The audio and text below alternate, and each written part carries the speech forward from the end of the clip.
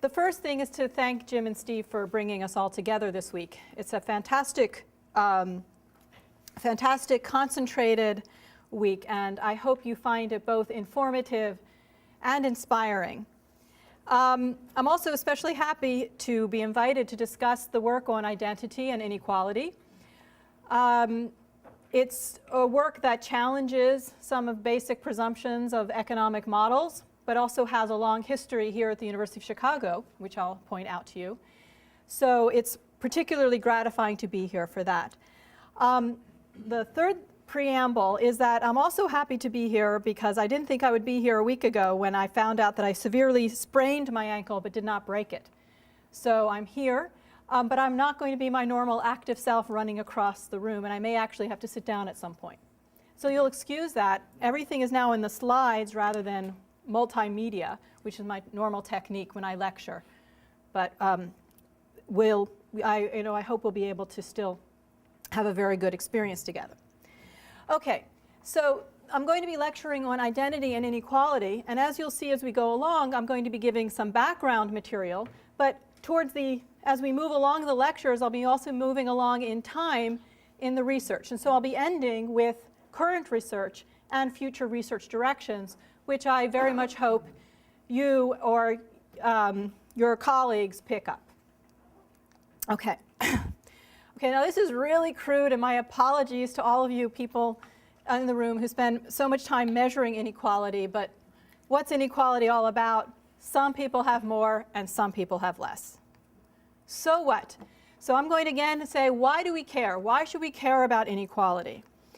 Well, and a basic point is, well, we're social scientists. Okay, so we're social scientists, we study inequality. Maybe we just want to describe such patterns, and we want to understand why they emerge. But why do we concentrate on inequality per se as a pattern of interest? I mean, there's many, many social phenomena out there. Why do we care about inequality? So just to summarize some of the things that were said this morning, maybe inequality is bad for growth. Maybe we care about inequality because somehow it's important for growth or development or the production of people like von Neumann. Or maybe it's good, as we may have heard. I don't know. But somehow we think inequality may be an ingredient for some larger objective, like growth.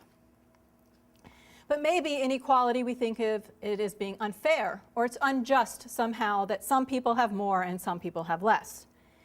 And we may think it's particularly unjust when these inequalities are systematic. Certain social groups have more and certain social groups have less. So it's not as if this inequality is randomly distributed in the population. There are patterns to it which relate to social groups. For example, I'm just going to give the typical examples. In the United States, we talk a lot about African Americans and Hispanics. I've spent the last year in France, where the discussion is all about Africans and North Africans. And I want to point out that in many parts of the world, it's women. Women are disadvantaged. Women get less. Okay? And we somehow think that that's unjust. Yes? I had a question about the unjust. Oftentimes if you hear economists say we're positivists, we're not normative. So how, I guess as an equality researcher, how do we kind of discuss notions of unfairness to other economists who will see themselves more as positivists? Okay, so I have two responses to that. One is to just use the typical thing that you'll see in any economics textbook which says there's a positive approach and a normative approach. You could say you want to describe things or you want to change things. Okay? But I have a deeper criticism, which is that even the positive approach itself is, by its essence, normative. The fact that I think inequality is important to study. But that itself is making a statement. Okay? So in some sense, we are engaged in a normative exercise, even if we're only describing patterns. Okay? And I think we should embrace that. We should state that honestly. Then we can have debates. And we heard some of the debates earlier about what is a just society. We can have those discussions as well. I can just ask one kind of follow-up question on that. So we're all here, we're going to be studying these issues. Should a takeaway from this experience be that we have these really sophisticated tools to study inequality, and this justice component of it should be an important part of kind of forming our scholarly interest, or should we just think of ourselves from strictly Boy, that's a tough one, and I guess every individual will have to answer it, I think, for themselves. I think my view is that it's, we're engaged in this in this venture for a reason. Some of them come from personal reasons, some of them from more intellectual reasons. But I do think what's critical, something that Jim said earlier, what we say and what we do and what we study and what we publish matters. Okay? It matters to policy. It matters if these ideas get out there. And so we do have to do our work carefully, and we do have to do our work well, and we have to do it in a principled way. Okay. Okay, so notice what we've just done. So I said inequality, it matters. There are these patterns. It's not necessarily randomly distributed. We've started talking about people in social terms. We've started using social categories. So we've started using what we're going to basically call, what George and I have been calling identity, and other people call identity. At a minimum, identity is a designator of a social group. And what we want to discuss today is how does identity figure into inequality? Is it a mere descriptor? So I say, oh, you know, there's some people that I'm going to call African Americans, and here's their pattern. Or is identity, is this going to work? Oh, there we go. Is identity part of a process, right? Is it part of the process that creates and sustains inequality? So what I want to do first is think about why we should, discuss why we should think about identity and inequality. I'd like to give you a general overview of theoretical approaches, and I want to introduce to you identity economics, which is the work that George and I have been engaged in as a new approach. So the economic theories are going to think of inequality as an equilibrium phenomenon, and inequality and preferences based on social identity. And in the second part of the talk, I'd like to talk about identity and inequality experiments. There is quite a lot of to-do out there in economic theory and in economic empirical work and in experiments about people having preferences for fairness, or people having preferences for inequality, or actually this should be inequity aversion. Those are the words you see out there. And I'd like to propose that actually people may have preferences for inequality. And I'm going to show you some experimental results that show you that. And it's important that these preferences for inequality emerge when people are divided into groups, when there are social groups involved. Okay? So you take a bunch of homogeneous people in the lab and you have them play games with each other, and they're going to act fair, on average. I'll show you some of that. But when we divide people into groups, people are actually not going to, and all people do not act fairly. Okay? And in fact, they seem to pay to make the situation unequal as long as they come out on top. So I think we want to think deeply about how do people understand inequality? Some people like unequal situations as long as they're on top. Okay. All right, so that's the outline of today's lectures. Okay, so we're going to launch right now into the economic theory. Okay, what I'm going to do here is give you a sense of the different approaches theorists have taken for understanding the influence of social groups or social norms on behavior where inequality is one outcome. Okay, so why should, as a theorist, I be concerned about this? Well, putting identity or social category markers is rather standard practice in empirical studies of socioeconomic outcomes. So you read pretty much any labor economics paper or public finance paper, and there's going to be a dummy variable for black, female, ethnicity, maybe region, maybe state. We've all heard about Louisiana and Mississippi. Well, now I live in North Carolina. I teach at Duke. And so these things have a lot more salience now, you know, when people talk about the southern states. But I could tell you some things about my experience in North Carolina. So we put in these dummies, right? And we think they're capturing something. Right? We also put in interaction effects, right? To think that there's something about whatever these variables are of interest. We think that something's different, perhaps, about black and women, and the way that may be determining, for example, the effect of a particular policy. So to fix ideas, what I'm going to have this one example kind of running through the talk, and of course it builds on some of the things that we were discussing this morning. about labor market and how the labor market is so important to inequality. Consider a child, or more precisely, or actually a child or an adolescent. And I actually think it's important that we're thinking of children and adolescents. These are not adults who are making these decisions, right? We're thinking of a child or an adolescent who underachieves in school. Does not get the education that would be predicted by the costs and benefits of this education. So two examples would say be African American children in the United States and girls in a developing country. Okay? So we're going to run that through the talk. What can account for the dummy variables that we might stick in a regression that's looking at African Americans and education achievement, or the interaction effect? So what a theorist does is try to unpack the black box of what might be behind that dummy variable. What's going on behind that dummy variable that's significant in our regressions? Okay, what's the mechanism? So that's why we should be studying identity and inequality. We put in our regressions, we know it's important. The question is, what are the mechanisms? And if we begin to understand the mechanisms, of course, we can start to test for which mechanisms may be correct. And then we may also get a sense of, well, how can we address these problems? If we can get, again, back to this normative positive thing, if we think it is indeed a problem. So now what I'd like to do is give a general overview of the theoretical approaches. So first, let's just go over a basic economic model. So these are the basic economic models we know and love. Okay? You start out with an individual, and this individual has utility from his own choices and her own actions. Her utility depends on her own idiosyncratic preferences, right? So this person likes apples or likes oranges or likes bananas. These preferences are exogenous, right? They don't come from anything within the context of the model. And this person makes decisions given the technology that's available, okay, or the constraints that she faces.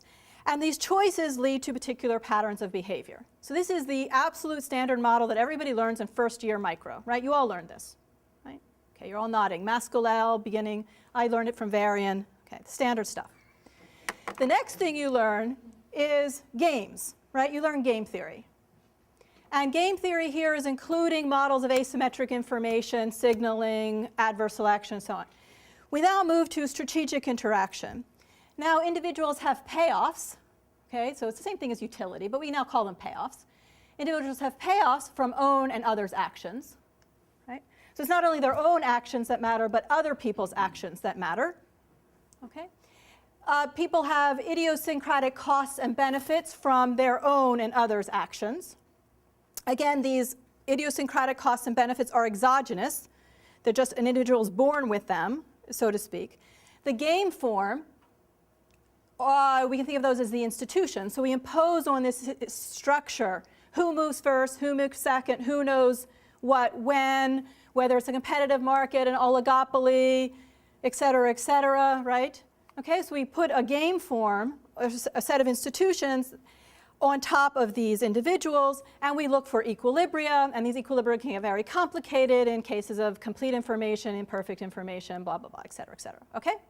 And then the equilibria here are going to give us patterns, right? And those patterns are supposed to be something that matches some observable pattern out there, okay? And I'm going to give you examples of patterns of inequality when we get to specific examples, okay? Moving right along, here's a bit of both the old world and the new world. We might actually want to know about these preferences that are giving us the utilities from own actions and the payoffs from own actions and other actions. Let's actually think about those preferences. So is it just that people like apples and some people like oranges? Is it just that? You know, some people like apples and some people like oranges? Or is there something perhaps more systematic about preferences? So again, here's a bit of the, our debt to Gary Becker. Gary Becker wrote down models where people had preferences over what we might think of non-economic variables, right? People would say have preferences for children, right? And now we talk about that without even remembering that that was new at one point. Okay? People have preferences over who they work with and who they don't work with. Some people might not like working with African Americans, or some people just might not like a female colleague. So there are these likes and dislikes that you might want to think about, right, that are in people's preferences. So it's like apples and oranges. Some people might like working with some people and not working with other people. What George and I do is we think about these likes and these dislikes, right? And we think about these likes and dislikes, but not just as being idiosyncratic. It's not just that people are born disliking and liking certain things, but they may form those likes and dislikes through their upbringing or through their social environment. So it's not a coincidence that people from certain regions of the country at certain historical periods did not like working with African Americans, or African Americans being in certain positions. Of course, they weren't even called African Americans at that time, right? Okay, or that people in certain, it's actually interesting. So in the military, we all know that the military has changed its policy towards homosexuals, and there was this big survey of military personnel and how they felt about working with homosexuals, and there were regional differences, right? That's not an accident, and I bet you can predict just now, for those of you who know the United States well, how those preferences laid out. If we gave you a map of the country, you would do a good job predicting, right? You're all nodding, okay?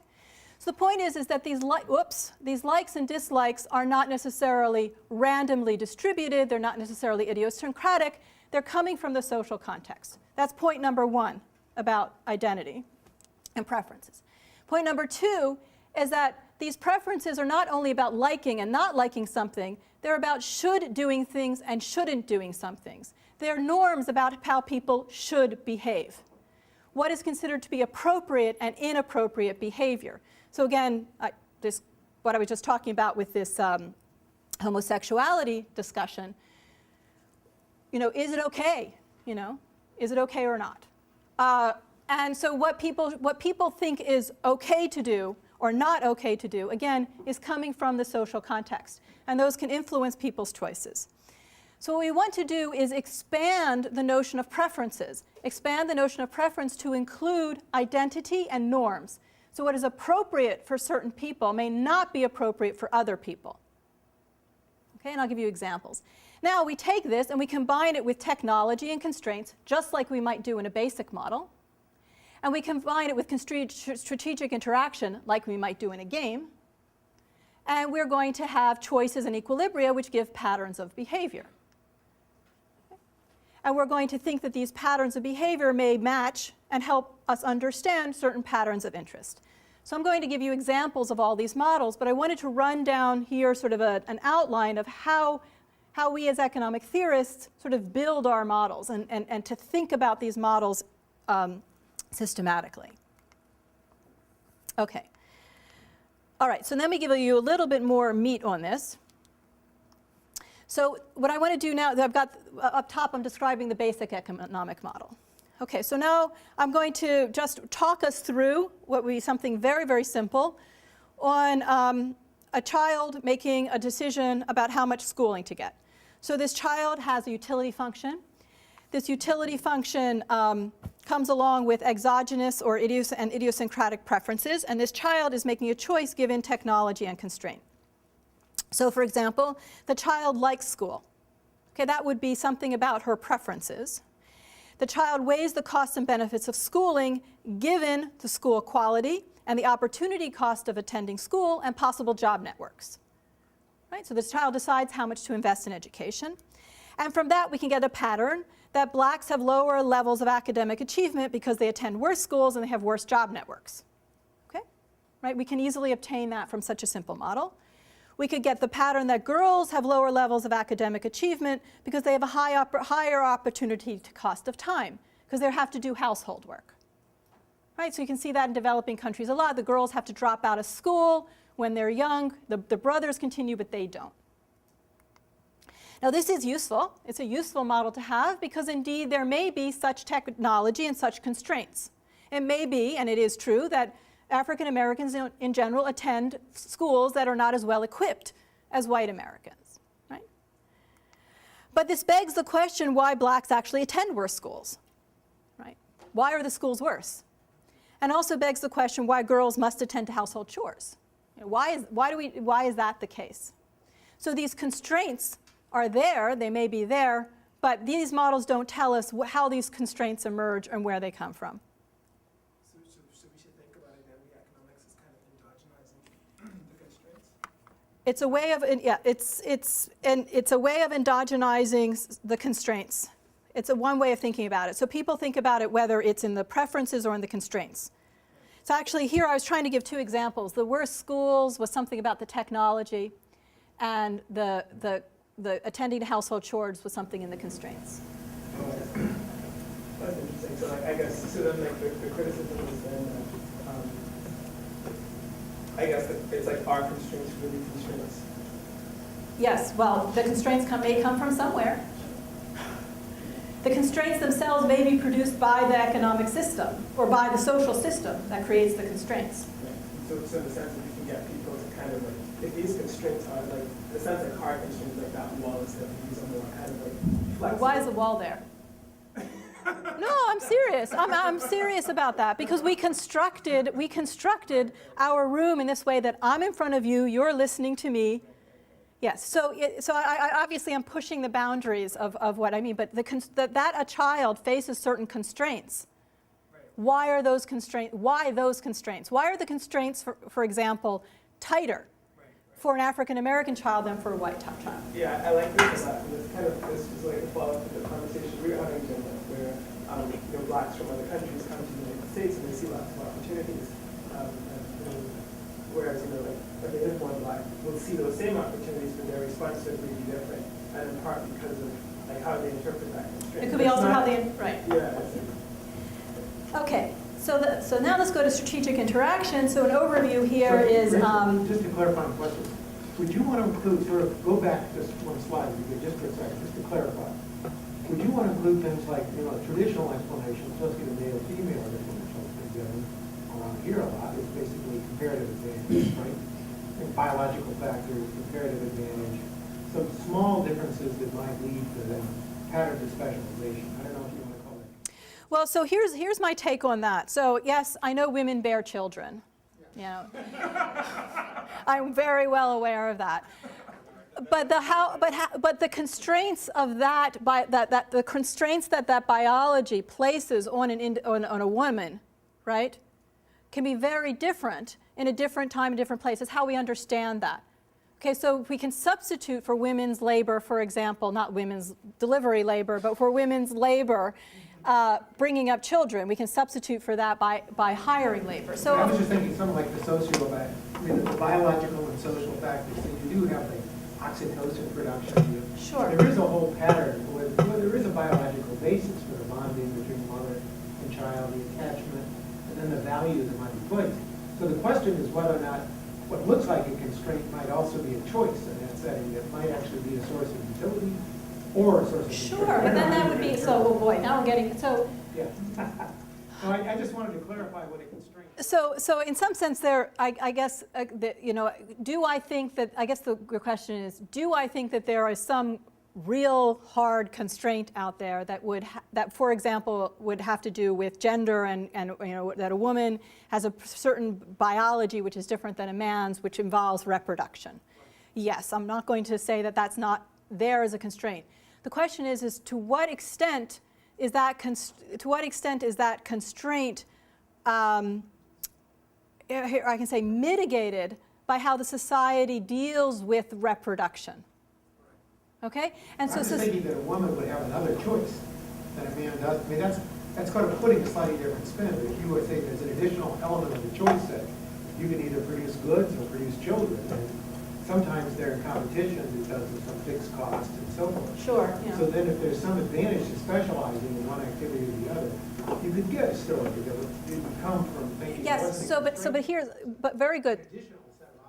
Sure. So we can go back and forth on this. The question is what are the advantages to specializing? But why don't we? So the thing is here's what I'll just make one point on this is that the extent to which the biological constraints or characteristics or, you know, features are there has led to different outcomes at different points in time and also across societies. So that's the point, right? So the fact of how we understand the biology and how the biology has plays out in these economic choices is shaped also by the norms, right, that govern, say, motherhood and the other facilities that may be available. And those norms and those other facilities are produced within an economic context and through economic interactions. Okay. Yes? Just quickly, what you were saying, I mean, in the societies that she was talking about, women absolutely do not have a choice to produce goods and be paid, you know, on the labor market in the same way that men do. And that's the point of the fact that their education is limited from a very early age. Then it's not that they reach childbearing and they've had all of the same opportunities and now they have a choice not to take this path or this path, right? No, I appreciate that. I'm just thinking that sort of, we think like it's U.S. and sort of. But she's not talking about the U.S. when she says girls must attend household chores instead of going to school. Yeah, that was the girl in the developing country. Girl in development, yeah. So where there might be discrimination or some kind of, no, I'm not denying any of that. I'm just No. trying to get a sense of where, Yeah, what you would so, call okay. constraint. Yeah. So I'm not Okay. taking a position, I'm just trying to Okay. interpret exactly what's a constraint and what's a preference. Okay. Why don't I keep going? Because I think this is a discussion that could go on for interestingly for many hours. All right. So now suppose we had, this is the second basic kind of model. We've got the strategic interaction model. So we have individuals' payoffs depend on own and others' actions, and the equilibria are giving us a social pattern. And so we can think of these kinds of games in two forms. There can be a repeated game where people punish those who violate the equilibrium action. And so there's an equilibrium that emerges that can be a bad social norm. And so this is the sort of typical way economists have modeled social norms, is the equilibrium of a repeated game. Another kind of strategic interaction we can see is a signaling game, where people's actions indicate some underlying unobserved attribute, and the equilibrium is a social norm. So the fact that people are taking a certain action as a signal, people label that social norm. Okay, so again, in our example here, okay, so girls don't attend school because if they attend school, they won't be able to get married. And why can't they get married? Because anyone who marries an educated girl will be shunned, and so on. Okay, this is the way these models work. And this is a model I'm going to show you later. Blacks don't achieve in school because it reveals that they're dedicated to providing public goods to their community. So not going to a school is a signal that you're dedicated to your community. And so then here's the point, is that these models don't have any content per se about who these social groups are. You just add labels to them, and then you have a theory about these interactions, right? Being women, having to do with blacks or having to do with females. Okay, that's what I just said. Can I ask a quick question on that Yeah. structure? So do we think about like the norms being determined at the same time as the actions, or are the norms kind of the outcome of the actions? Both, and I'll get to that later. Both. But then what happens if there are multiple equilibria, then we choose one way to I can't hear you. What happens if there are multiple equilibria and then we end up with big where women don't go to school, let's say, but there is another equilibrium where women go to school and Oh yeah, in most of these models there's multiple equilibria, and then there's a bad one. And I'll show you that. Okay, we can answer that later. Now, so I think that this way of understanding social norms as equilibria or potentially bad equilibria is useful, because then collective effort may be needed to change them. So one example that I can think of, which is really quite striking, is this phenomenon or practice of female genital mutilation. And we know that in many communities in Africa, it's very, very difficult to eradicate this process, because again, people think that their daughter won't be able to get married if they don't subject their daughter to this operation. And what has changed this in some countries is putting a penalty, as a public policy intervention, putting a penalty on this operation. Okay. Oh, and sorry. The other point I want to make is we're going to see that the theoretical requirements to sustain these equilibria are also very strong. So on theoretical grounds, they can be shaky. But I think a more important point is that when we look out there at these norms, right, so something like female genital mutilation, homosexuality, African American, acting white, what women are supposed to do or not, women in math, you name it, there's an enormous amount of discussion about it in the literature, in the press, in the law, okay? So the law, by the way, is very clear on what it thinks is a constraint, right? It's very clear that it says, when it comes to job discrimination, the only thing that's allowed is something that's biological. And the Supreme Court actually mentions sperm donor as a job that a woman might not be able to do. Okay, it's in the law. It's in the Supreme Court decision. There are activists who are out there trying to change the way we understand norms and so on. So I think that we as social scientists should not also ignore that there is so much discussion and debate about what is appropriate and inappropriate behavior. And to ignore that and say, preferences are just idiosyncratic, we're born with them, I like apples, you like oranges, and we can all live, that's not what's going on out there. There's huge discussions about what's appropriate and what's inappropriate behavior within communities and across societies. Okay. Can I ask something? Yes. So going to the repeated game framework, doesn't that undermine the project because you do not need to assume any identity component, any... Sure. So you're going to have a problem. We're going to have a problem that when you observe an outcome, there may be several theories which can explain the same outcome. So then you have a problem of figuring out which theory is the better explanation, right? There's no difference between my identity model and other possible competition among models, right? I'm adding a competitor. So then what we want to do is figure out very clever empirical methods, right, to distinguish among these different explanations. It's a different route of explaining something. I mean, saying that equilibrium is kind of explaining things without addressing identity or formation of preferences and stuff like that, right? I mean, for example, these fathers do not want to do it to their daughters. I can't hear you. I'm sorry. You guys are going to have to So speak up. the fathers in those countries do not want to go through the process of hurting their daughters, but they still do that because of some Right. bad equilibrium that's going on. Right. But it's not that their preferences are such that. How do we know that? To me, you can go out there and you can interview people. And they're going to tell you that you will go and interview people. So they're not actually in this list. Activists. You can go there and you can interview people, and they will tell you what they think about it. And they will tell you, no, this is a good thing. It's purification. Okay?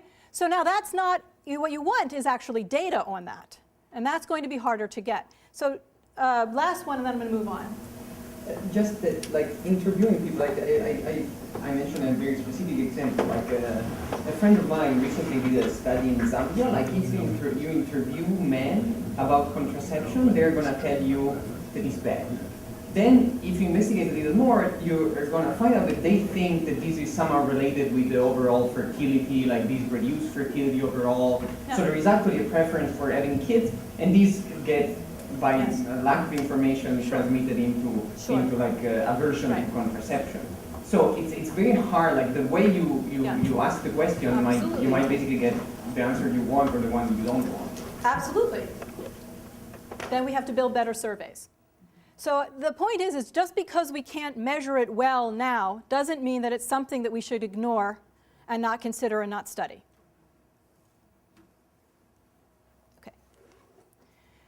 Okay, so preferences may also be, so this is the third category of models, preferences may also be a possible source of inequality. So Becker, of course, had a taste-based theory of discrimination. In the same way, some people like apples and others like oranges. Some people may not want to work with blacks or women. Employers might not want to then hire this group because worker with these tastes would require a wage premium, right? So if you hire somebody and they have to work with a black coworker, you have to pay them more. And so since employers don't want to have to pay this wage premium, well, they're not going to hire blacks and women, and so then blacks and women will have lower benefits of education, okay? But of course, we know that competition, if firms are perfectly competitive, we could eliminate such high-cost firms. Okay, so it's a very nice theory. And I think the point I'd like to make is, well, it would be wonderful if everything and the world were perfectly competitive, but it's not.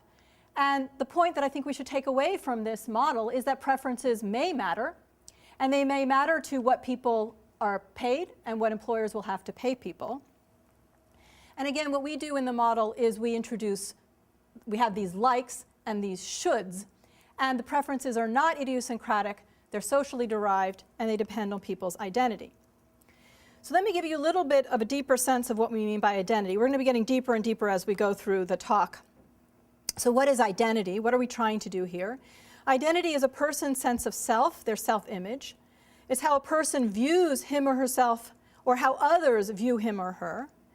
And so identity could just be simply used as a descriptor. I am Hispanic. I am a woman. Identity could also be used as a way of discussing feelings or emotions. I have a strong sense of identity. I feel good about myself. And this judgment depends on the ideals or the norms that a person holds for him or herself and others hold for that person. So it depends on the norms for being Hispanic, for being black, for being women. So whether I feel good about myself, okay, will depend on whether I'm upholding or not the norms for women in my society. Okay, that's what I just said. Okay, so what we do is we build an identity contingent utility or payoff function where individuals have preferences over their own actions and other actions. Very good. Okay, this is the last point that I haven't said before. Individuals may also care about others' actions, and there may be externalities. So it's not only how I behave, but it's how you behave. And if I think you're violating the norms, that might get me upset. And then I may act against you in some way. I may retaliate. So of course this is the source of hate crimes and so on. Oh, it's all coming up in the slides. Very good. All right, so let me go through an education example. So what I want to do is I want to have categories of social categories, white kids and black kids. The norms are that white kids achieve and black kids don't. Black kids who achieve feel themselves or are seen as acting white, right? So this is what Steve alluded to before, which decreases the benefits of education. Okay. What's remarkable about this acting white phenomenon, well, whether it's a phenomenon or whether it's not there, but everybody talks about it, of course we know that's a debate, but what's remarkable is how it's sticky. Okay? So even now, and Obama's been president for 4 years and he's running for re-election, we still see discussions in the press, and we still see discussions in the African American community that emerge into the press about whether or not a kid who goes and succeeds in school and his parents work and he goes to college is considered an Uncle Tom. That's still out there in the press. And I can give you details and some examples of that if you'd like after the talk. Now let's do a different example, girls and boys. Okay, so and I've now switched. I'm no longer in the developing country context because I just had to get this in my slides. So there's the norms. Boys do science and math and girls do literature and art. Okay, so this is what's considered to be appropriate behavior and appropriate things to study. And girls who achieve in science and math are considered to be geeks. They're less popular, which decreases their benefit of education, right? And so then girls veer towards veer away from sciences and math, and they do more things like literature and art. Okay, and so this leads to a pattern where girls don't do math, and leads to statements like Larry Summers' statement. And so here we have some work that shows that if you look at countries, if you sort of do this very simple plot where you look at countries where women's rights, women's achievement, et cetera, is more on par with men, the math gap disappears. Okay, and this is work by Luigi Guizzo, and it's a wonderful paper in Science that we should all look at. Now, Can you repeat that again? Guizzo, G-U-I-S-O. Not Disney, I Oh. mean the finding. The finding is that if there's a math gap between girls and boys, okay, and you look at that math gap across countries, right? In some countries, there's no math gap. Can you guess which countries those are? Scandinavian countries, very good, and Iceland, right? Okay, so it's the countries where the laws, the institutions have reduced the unequal treatment of men and women, right? So men can get paternity leave, et cetera, okay? Yeah. Do they find that women have labor market gains too, like is the gender wage gap? I've forgotten. We can all go look at the article. Actually, the U.S. is pretty bad on that score. The U.S. among these countries has one of the biggest wage gaps as well. Okay, so now what I want to do is go through, now we're going to look at some specific models to put a little bit of meat on this. And the purpose of going through these models is to give you a sense, a flavor of how economists, the economic theorists may build models where you're introducing a group designation, okay?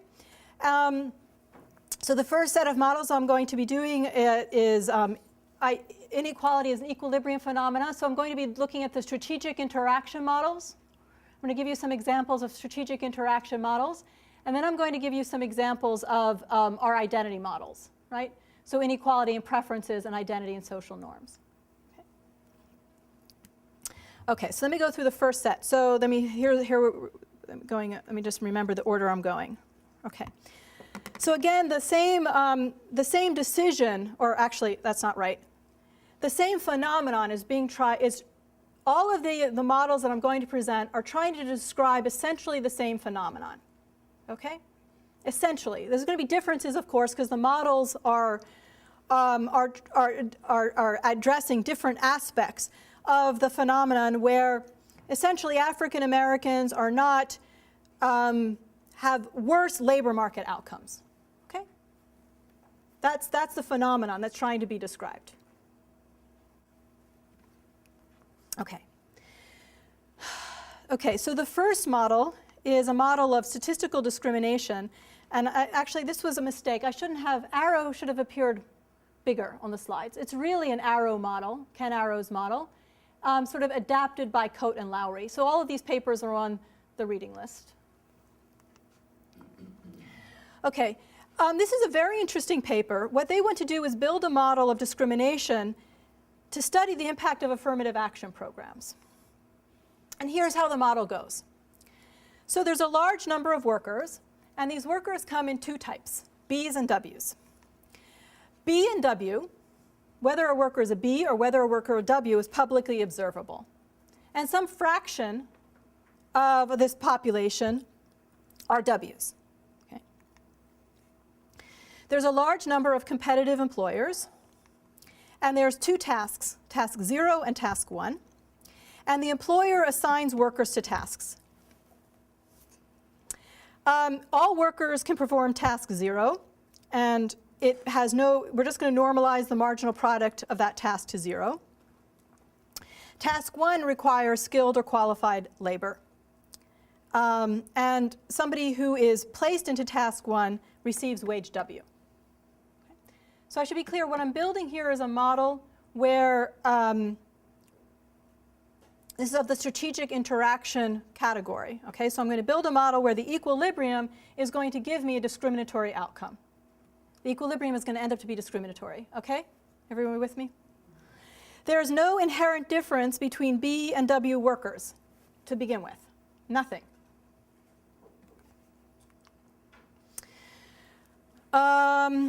Okay, so employers' returns, if they assign any worker to task 0, they get 0. They assign a qualified worker to task 1, they get XQ. However, if they make a mistake and assign an unqualified worker to task 1, there's a loss. So the employer actually wants to avoid assigning an unqualified worker to task 1. Employers cannot observe if a particular worker is qualified. However, the employer can administer a test and obtain a noisy signal, S, that is the probability a worker is qualified. So you think of this as an interview. So a worker shows up at a firm, the worker is interviewed, that gives a noisy signal of whether the worker is qualified. The firm then decides whether or not to place the worker in the firm. Lots of notation for the distribution of this signal. So I don't have time to go through all of these details, but it's rather standard stuff. So which is basically what you want to know from this is that if the worker is indeed qualified, right, they're more likely to get a higher score on the test. Okay, that's all you really need to know from that. Employers choose thresholds, SW and SB. Okay, so they're going to choose a test score for a W worker and a test score for an SB worker. And they're going to assign workers of that type to the task 1 if indeed the test score is higher than the threshold. Okay? Pretty simple. Everyone with me? Okay. Now workers decide whether or not to become qualified. And they decide whether or not to become qualified by a unit ex ante investment. This investment costs C. It has a cost C. This distribution is G of C. So each individual has some cost. The distribution of these costs across this population is G of C. And importantly, this distribution of costs is the same for B and Ws. So B and Ws have absolutely no underlying difference between them in their costs of making this investment. However, the individual worker investment is not observable to employers. So the employers cannot see whether or not a worker has made this investment. They can only give this test. Okay? Workers make this investment before entering the labor market. And the investment decision is going to depend, of course, on future employers' beliefs, right, about whether or not they've made the investment and the task assignments. So I'm going to put up the timeline. Here's my timeline. Okay, so this is how it works. So here's time. Stage 0.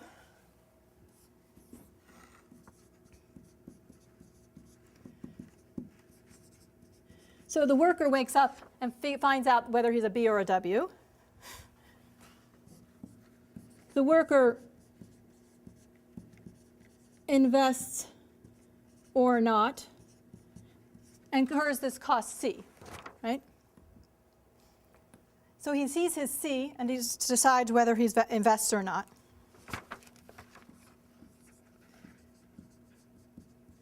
The worker is matched with an employer.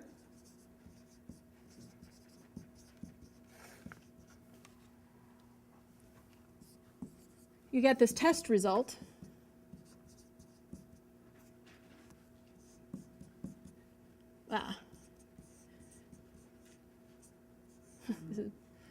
Okay, so the worker, is tested, and then there's some result, S.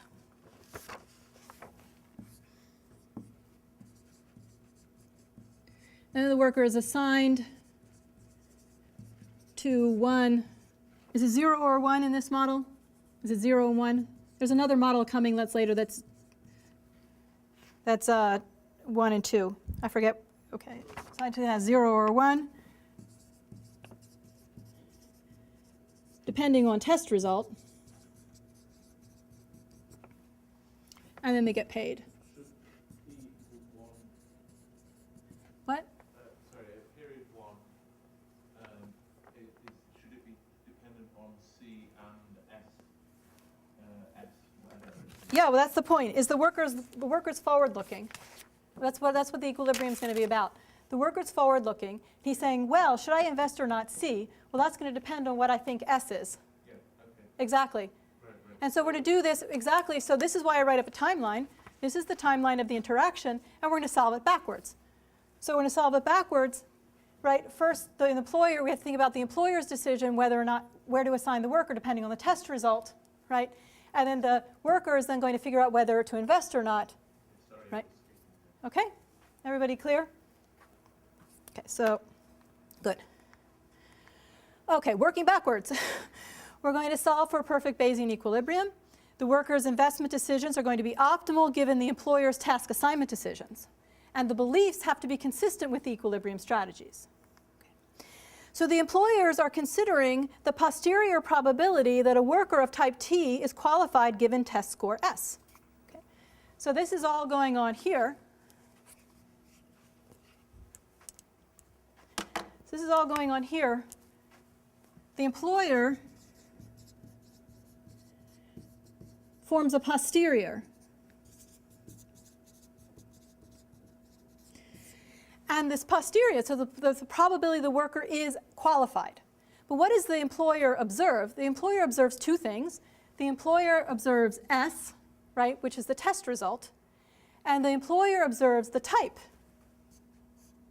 T, B, or W.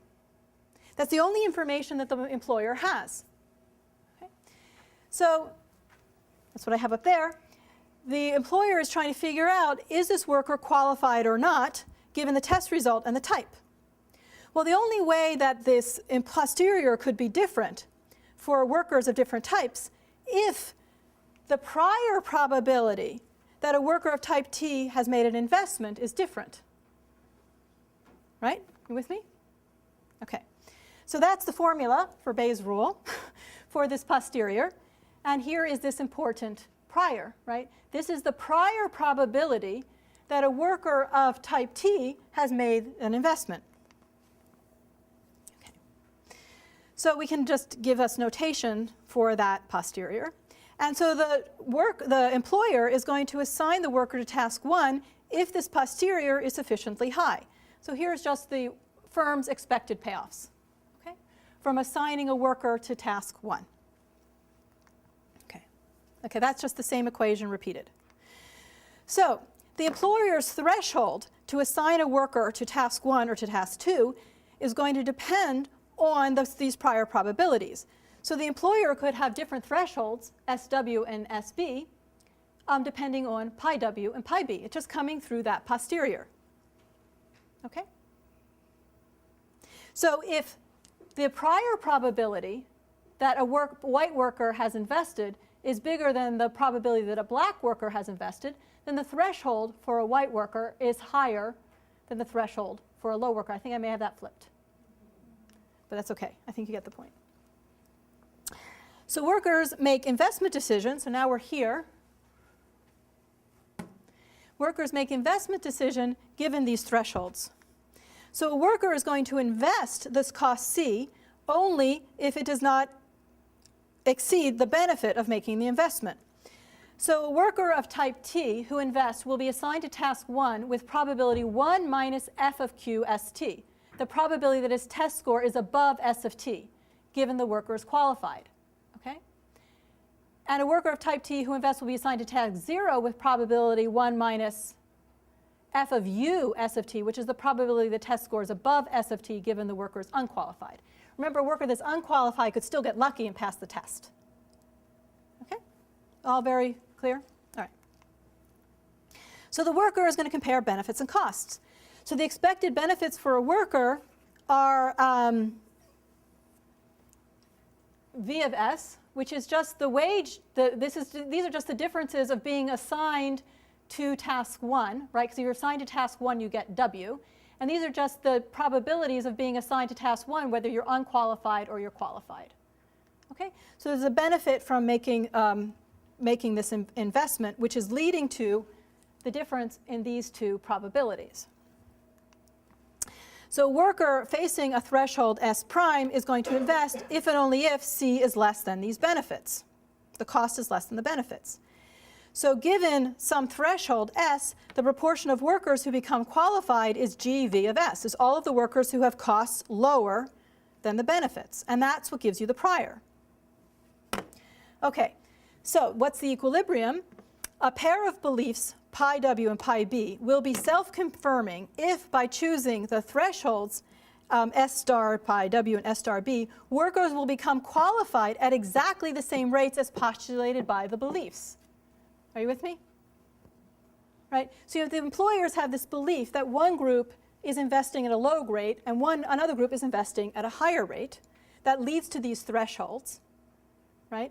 And this is an equilibrium if indeed the workers are investing at exactly the rates postulated by the employer.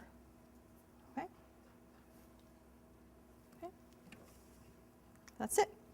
So an equilibrium is a pair of beliefs. That's just what I had before, right? It's a pair of beliefs satisfying these equations. So this is the percentage of the this is the proportion of the population that has costs less than the benefits, and this is indeed the proportion of the population that's investing. Okay, so what we're essentially doing is looking at this equation, an equation that looks like this, and asking whether indeed I can have multiple solutions to this equation. Can I have this equation where I have a pi w that's not equal to a pi b? Right? So can I have two possible solutions, one where there's a pi w, one where there's a pi b, and these are not equal to each other? And the answer is yes. Okay? So discriminatory equilibria exists under reasonable regularity conditions. What are those reasonable regularity conditions? Those are conditions on the likelihood ratio, essentially. Continuity of the G and conditions on the likelihood function. Okay? So in the interest of time, I'm not going to draw the picture here, which I'm going to skip. Is I think we basically, I can see from all of you nodding out there that you basically understand how this works, right? So it's important, again, this is an example of a model, I think a very nice example of a model where the strategic interaction generates an equilibrium, and this equilibrium is discriminatory. Okay? But there's no inherent reason why the beliefs should be different for the B's and W's. It's just self-confirming within the context of this model. So this is essentially Arrow's statistical discrimination model in a very strategic form, a very nice, well-specified strategic form. Okay? What's interesting that Coate and Lowery do with this model is they then examine affirmative action policies. Okay, so now we have a very well-specified model. We can say, what if we were to introduce an affirmative action policy? How would that affect the outcomes? Well, they distinguish between process-oriented policies and results-oriented policies. A process-oriented policy is, for example, a regulation that requires employers to assign workers with the same test scores to the same task. Okay? So a worker gets the same test score, they must be assigned to the same task. Okay? This would eliminate discriminatory equilibria if it could be enforced, right? So what you need to, for such a policy to be enforced, what you actually have to do is see the test results. The test results have to be as clear to a judge, right, or a regulator who's enforcing this policy as they are to the employer themselves. Okay? So it would be great if we could indeed have a process-oriented regulation. But often it's very difficult to enforce such a regulation, so we might think about a results-oriented policy. A results-oriented policy is where we don't look at the process, but we look at the results. So we look at the workforce that emerges, and we say, well, what proportion of this workforce is black and what proportion is white?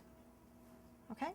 So it's looking at the outcome of the process. So it's looking at the ratio, say, or of the blacks and whites in a particular firm, and says, you know what, you're not meeting the criteria. Okay? So they examine a particular policy where blacks and whites have to be assigned to task one at the same rate. Okay? And they show it can lead to what they call patronizing.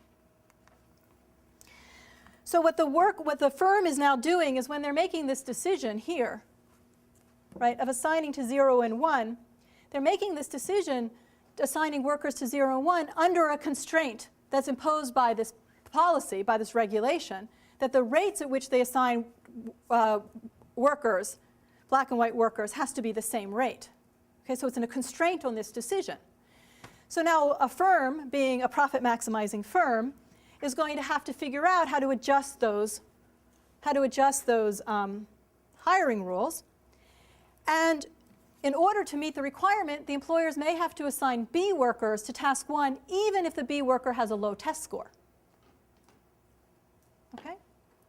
In order to meet the policy, which leads to possibly disincentives for B workers to invest, because they say, hey, I'm going to get assigned to task 1 just because the employer has to meet this constraint.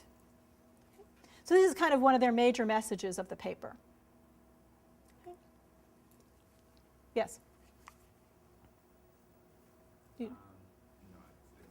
Okay.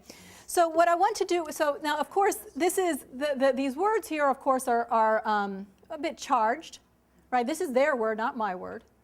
And you know, I actually, this is something that is discussed a lot about the consequences of affirmative action. I mean, affirmative action is, I put the wonderful review article on the reading list, right, that you can go through and look at sort of the myths and mythology, whatever it's called. It's a great title of affirmative action.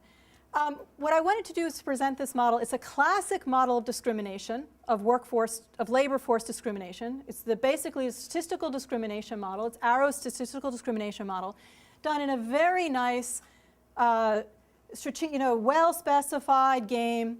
And then it's simple enough that we can also use it to examine policy. Okay, now, of course, there are regulations which will eliminate discriminatory equilibria, and there are regulations which won't. Yes. The result about the disincentive to invest seems to me to Can you speak louder? I'm sorry. Sorry.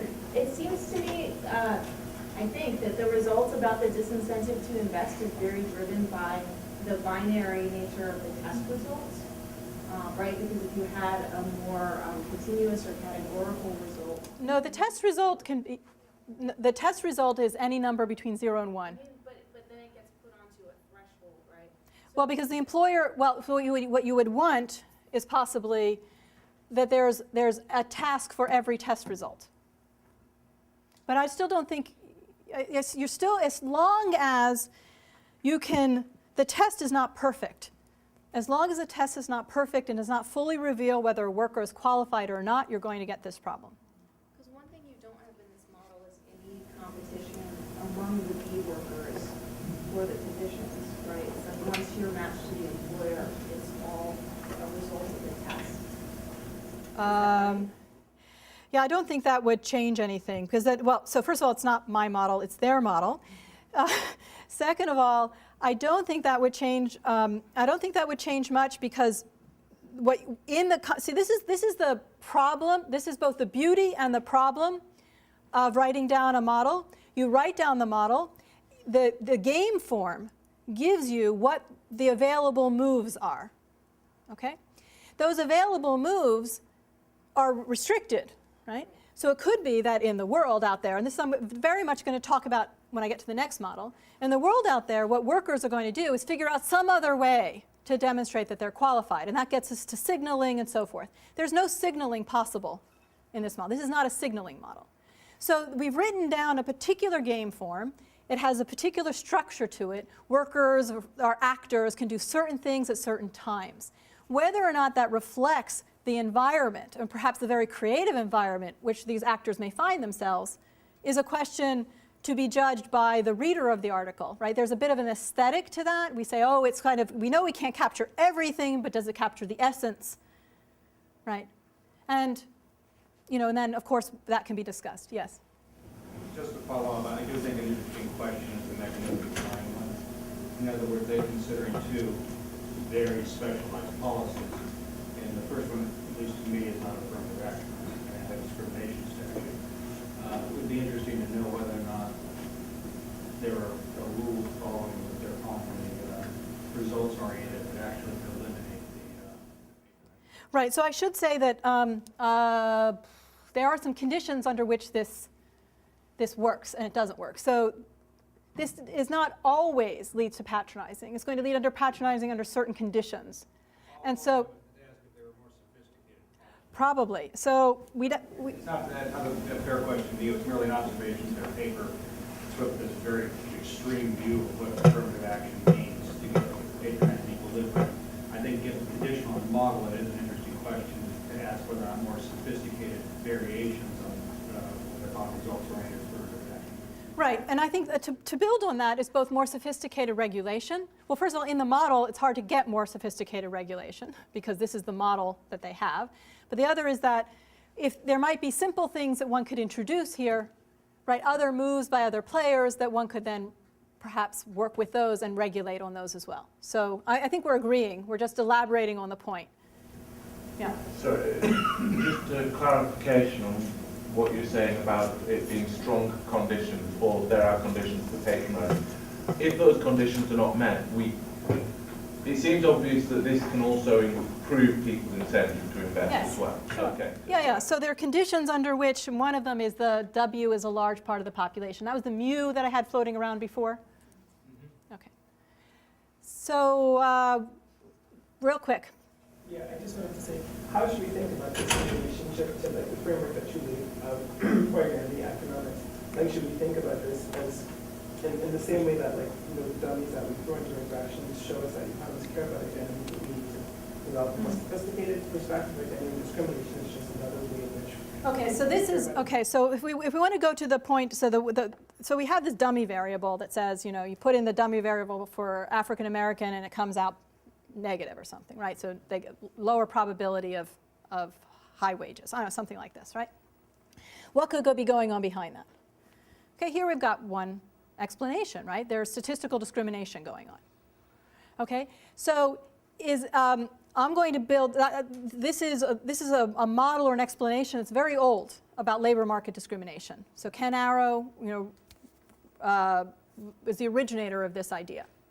Okay, so when the word identity I'm now kind of using that to how can I say this?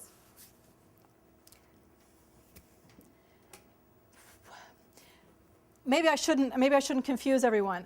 The identity models that George and I are building, this is not one of them. This is I'm giving you sort of a historical perspective on the way in which economists have tried to understand these patterns, right? Where groups have mattered, racial groups, ethnic groups, gender, and so on.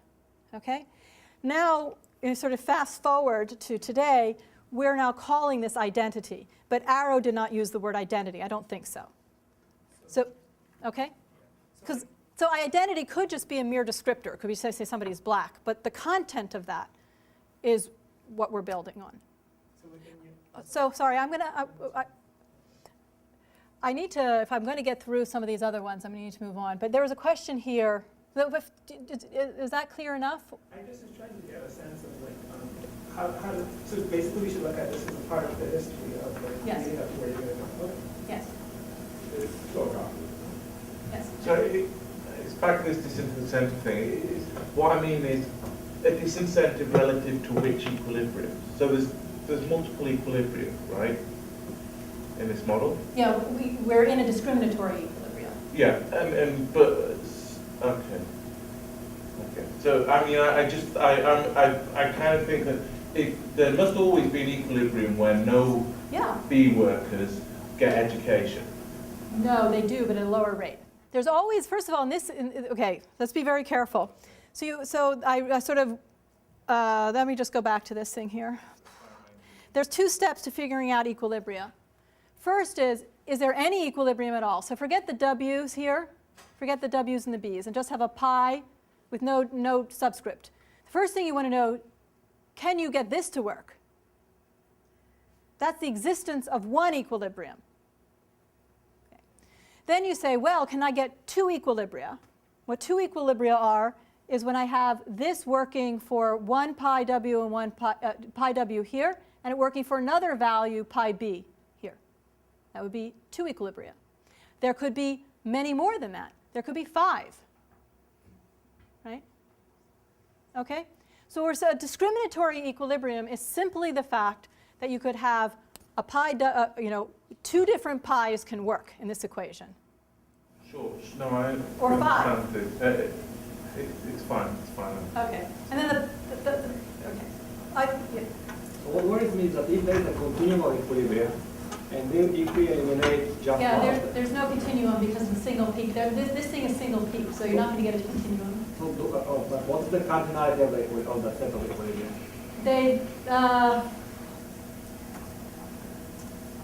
Let's see. They say there exists at least 2. They just say there exists at least 2. They don't, but it's definitely, I know there's not a continuum. I don't know if they address the cardinality per se. But Okay. in any case, what worries me is that if the set of equilibrium is really large, and then if we say that this set policy eliminates one equilibrium, this could have very little predictive power on what's going to happen if we implement that policy, because at the end of the day, the probability that we put Yeah, on so that this policy is may the have issue no- of game theory. This is a problem with game theory. When you have multiple equilibria, we have no theory of equilibrium selection. So the way this policy exercise is done is say start with an equilibrium, right, and impose this policy. Okay? All right, so what I want to now do is build for you another model. And this model is George Akerlof's CAST model. So again, this is now, just so we're not confused, this is still in history. This is in the history of economic thought on discrimination. This is a rather, this is an early paper. The reason I want to present this paper is I think this is what most economists have in mind when they think of social norms, at least up until 10 years ago, when George and I started writing this other stuff, and other people started writing. This is, I think, the classic notion of what people think of as social norms. Here, a social norm is going to be emerging from a repeated game. Okay? So this is kind of the basic, the very first understanding, very first set of models that's trying to build a social norm as an equilibrium. It's also a very useful model for understanding some social processes and inequalities. So here we're going to build a model where strategic interaction generates equilibrium inequality. Right? So we're going to have inequality in this model as an equilibrium, and it's going to be bad. It's going to be a bad social norm. Okay? It's going to be a bad equilibrium. Okay? So there's multiple equilibria here as well. But we're going to show you that the bad one exists. Okay, here's how the model goes. I'm sorry. We've got many competitive firms. Each firm produces one of n different products. There are 3 types of jobs at the firms. We've got skilled jobs, unskilled jobs, and what's called scavenging jobs. A firm's output depends on the quantity of labor employed and the jobs performed. So a worker could be assigned to a skilled job, in which case this is his marginal productivity, right? He could be assigned to an unskilled job, in which case this is his productivity. There's only one word. It's called marginal productivity is kind of a funny word to use here. But anyway, and if he's assigned to a scavenging job, that's his productivity. And how much quantity a firm I produces is just simply the sum of the labor assigned to particular jobs. You got that? So workers here are completely undifferentiated, right? There's workers here, they're not qualified, unqualified, they're just workers. The question is, what job are they assigned to? Are they assigned to sweep the floor, right? Or are they designed to be at the front desk and greet customers? Okay, so there's just the different kinds of jobs that the workers can be assigned to. Now, there are customers out there.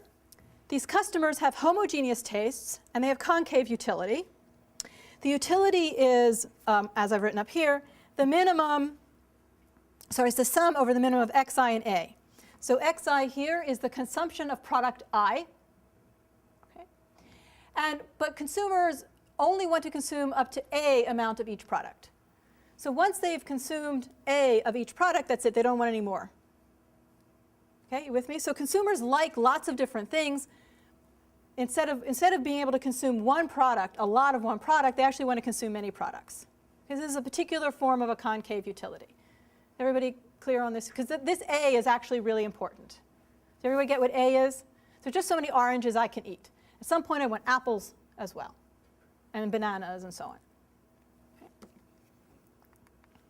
Okay.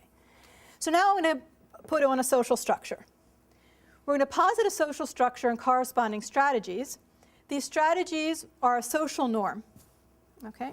And we're going to determine when this structure and this social code, actually this should be code, I meant code, One of these should be, say, code, because that's the word that's used in the paper. We're going to determine when the structure and the code can be sustained in equilibrium. Okay? So by birth, the workers are born of two different castes, dominant caste and non-dominant caste. Okay? So it's a little bit like having a label in the forehead, N and D, just like B and W. Okay? There are two castes, dominant and non-dominant. Labor of both castes can be outcasted, and outcasts, if there are any, would constitute a third group. Okay? So people are not born outcasted, but that could happen through the social interaction. And here is the caste code, or the social code. D labor should only be assigned skilled jobs, right? N labor should only be assigned unskilled jobs, and O labor should only be assigned scavenging jobs. Okay, this is just the code. Part of the code is that all persons, I guess, all people who purchase from firms violating the code are outcasted. Okay? And outcasts receive wage for outcast labor. This is the code. Okay? And we now have to see whether this code can be sustained in an equilibrium. Okay, you guys with me? So here's the idea. What you want to think about, so this is, the word caste is of course used not by coincidence. The idea, could be representing castes in India, right? There's where a lot of the castes were traditionally related to certain kinds of jobs. So the idea here is that the society has this code where certain people can be assigned to the good jobs and other people assigned to the not good jobs. So I think this also describes the US South pretty well, right? There's people who could just not be in the front of the store. Right? The white guy would be in the front of the store, and the African American would be in the back of the store. Right? And then you have the customers, and the customer is going to patronize a store where the black guy is in front. And what would happen to them if they actually went to the store where the store itself, the store owner, was violating the social code? What would happen in such a society? Right? And what we're going to do is show the conditions under which no firm actually wants to hire a non-dominant person, a non-dominant caste member, and put them in the front, because they won't get any customers. And they won't get any customers. Why? Because the customer who buys from them is going to be outcasted, is going to be shunned, and is going to get a lower wage, and so on. Okay? And so we're going to show the conditions under which such a caste code can constitute an equilibrium. Is everybody ready? Okay, so I want WK to denote the wage that caste K receives. And PI denotes the price of good I produced by a firm that follows the code. And here's the strategies and the payoffs. Let's have all agents follow the caste code. Each caste in equilibrium, right? Each caste gets paid his marginal product. So the dominant guys get this higher wage. The non-dominant guys get this lower wage, right? Because those are the jobs that they're assigned to, right? The price for firms, the price for each firm following the code is actually 1. Well, there was a numeraire that gave us 1. Okay. The utility of D labor. So what is the D labor? What do they get? Well, they get paid. They get assigned to this skilled job, so they get paid this amount, right? Right. And we go back to the utility function. You see that's how much they get to consume. And the utility of N labor is this lower amount, right? So N labor has lower wages, lower consumption. Firms earn 0 profits. We're in a competitive world here. And the highest wage bid for any outcast labor is its marginal product, right? Because we're in the world of competitive firms. Okay, whoops. Okay, so that's where we were. I just specified the strategies, and I've specified the payoffs each firm and each consumer would get in equilibrium. So now I have to ask, would any firm or any consumer have an incentive to deviate? And if the answer is no, then this caste code is an equilibrium, right? So I'm showing when these strategies constitute a perfect equilibrium. So here's the proposition: for sufficiently low A and sufficiently large N, which means consumers want to buy many different products, no firm can profitably break the Cass code. Okay, so let's consider a firm's incentive to deviate from the code. Well, let's think about this firm. This firm is hiring D labor and putting D labor in these high-skilled jobs and N labor in the low-skilled jobs, right? But you know, these N labor, they're actually just as good as the D labor, right? They're just as good as the D labor. So what a firm might think of doing is, well, hey, I can get these N labor cheaper than the D labor. Right? Because all of these other stupid firms out there, what they're doing is they're hiring the N labor, putting them in unskilled jobs and not paying them very much. So what I'm going to do, I'm the smart firm, I'm going to say, I'm going to hire the N labor at a lower wage than the D labor and sell at a lower price. And I'm going to make money. Right? That's a smart firm. So that's what I said. So I'm going to put N labor in skilled jobs and get more output, but I'm going to pay lower wage. But a consumer who patronizes such a firm is outcasted. So we have to consider the incentives to purchase from a firm which breaks the code in this way and the incentives to hire an outcast worker. So the first thing I have to think about is, will a firm be interested in deviating in this way? And it will only be interested in deviating in this way if a customer is going to show up. But the customer could be punished, so we have to check whether the punishment of the customer is credible. Right? This is how we make sure it's a perfect equilibrium. Everybody, we're all good? Okay. Okay, so let's see what happens. So the firm deviates. The firm hires N workers for a skilled job, but they get to pay them a lower wage than they hire D labor. So they only get to pay them, they're basically paying them what they get at the alternative firm plus a little bit. And they sell at price P. So the firm earns at most per unit profits, right? They can sell, this is how much they can get from this guy. They sell at price P, but they're paying this lower wage, right? So the deviation is profitable only if P, right, is larger than this number here, right? Is basically then the difference in the wages. So will anyone buy from the firm at this price? Remember, this P is lower, right, than the P that they could buy from another firm. So a customer would be outcasted. So I'm going to check the credibility of that later. No, remember, I've got to check for it. Okay. So a customer will be outcasted. So the customer that is outcasted earns wage SC, right? He's outcasted. So he's only going to be hired for these scavenging jobs. He's going to buy up to A units from the deviating firm. He likes this deviating firm because the deviating firm is charging him a lower price, right? So he likes doing that. So he's going to buy as much as he can from that firm. But he's got to buy the rest at this higher price. But he's got this lower budget, right, than he had before. Because instead of SC here, he had SK. Okay. So his total utility, if he's buying from this deviating firm, is A plus his scavenging wage minus what he buys from the firm with the lower price. So his total utility is at most, this is the most that this consumer can get by buying from the firm which deviates and offers him a lower price. Lower price is good, but then the guy's outcasted. Is he outcasted before he purchases? It all sort of happens at once. This is a sort of a pre-game theory model. This is what they call, it's like a I hate to use the word rational expectations when I'm talking about George, but it's kind of like a rational expectations model. Okay, so let's consider the consumer with the most incentive to buy from the deviating firm. It's the guy who is the end consumer, right? So this is the most he could, this is the most he could earn. I had that up there before. And he's not going to want to buy from the deviating firm. What I want to do is I want to compare what he got when he didn't buy from the deviating firm and what he gets when he does buy from the deviating firm. And the consumer will not want to buy from the deviating firm if A is sufficiently small. Okay? So the logic, what's going on here, is the consumer wants to buy a lot of different products. So it's not attractive to buy just from one low-price firm, but then lose all your friends. This is now elaborating from beyond the model. Lose all your friends, get outcasted, don't get invited to the ball, whatever it might be. Don't go to have tea with anyone. It's not worth it. Okay?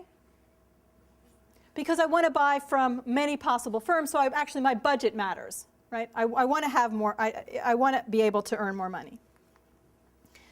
Now, I do need to check that a consumer will indeed be outcasted, right? So now I've got to check the credibility of this punishment.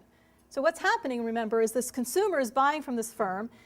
The consumer is being outcasted and earning this lower wage.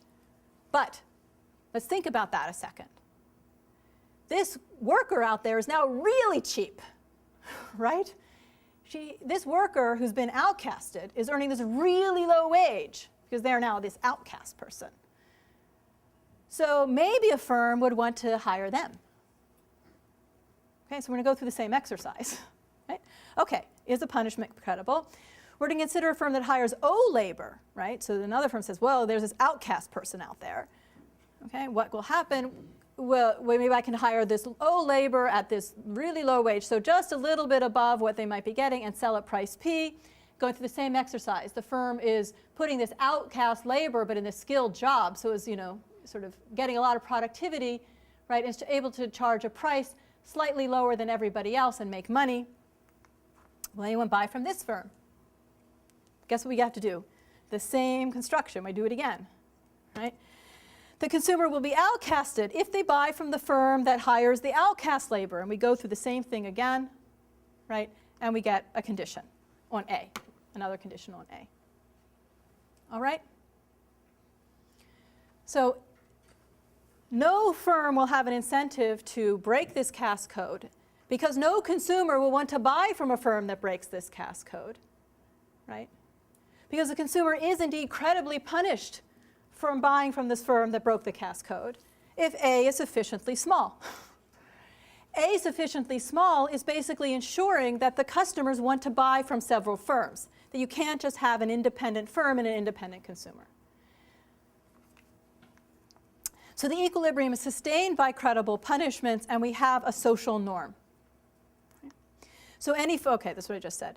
So this is a bad equilibrium. It's a bad social norm. This is incredibly inefficient, right? We have all of these workers, which are absolutely identical, but a lot of them, right, all of the N ones are stuck in these unskilled jobs. So how can we get out of this, right? So, okay, I should back up before I go into how can we get out of this. This is, I think, so if you look at how the literature has gone from this, then you can imagine there's the game theory revolution within economics, and we now have a full theory of repeated games. This is a repeated game, and you just have this series of punishments, and a series of punishments can sustain anything in equilibrium. So the Folk theorem, you guys have all learned the Folk theorem, right?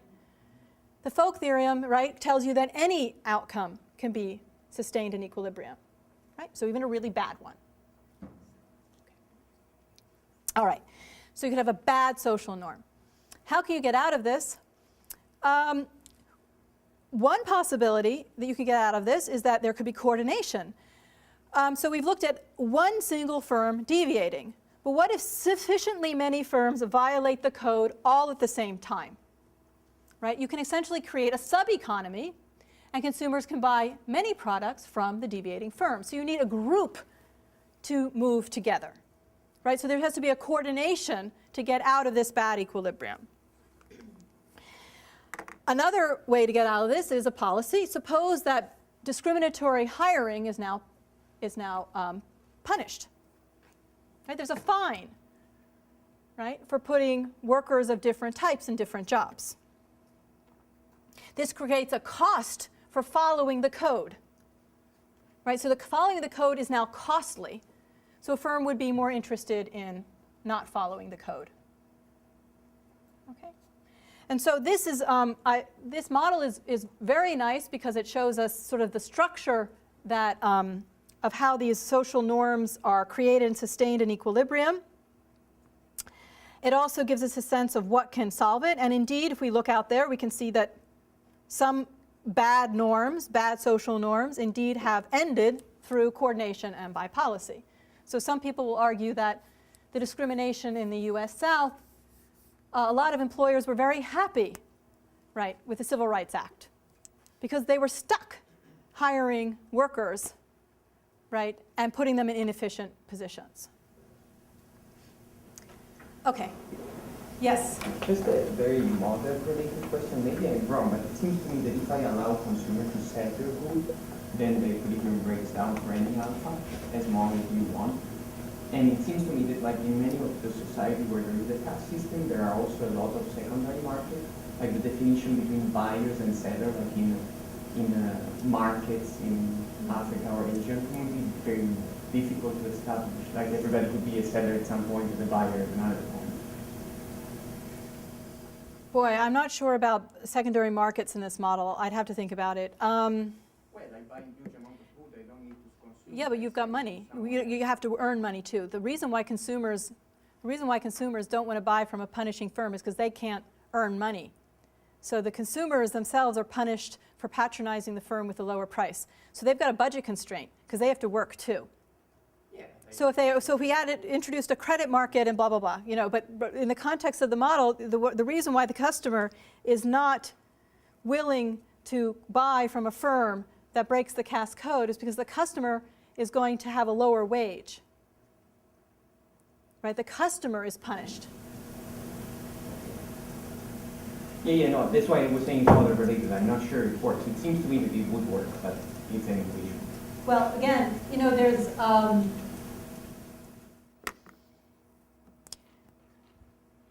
okay, let me tell you something that could happen in this model. If you introduced one consumer with unlimited income, this would go away.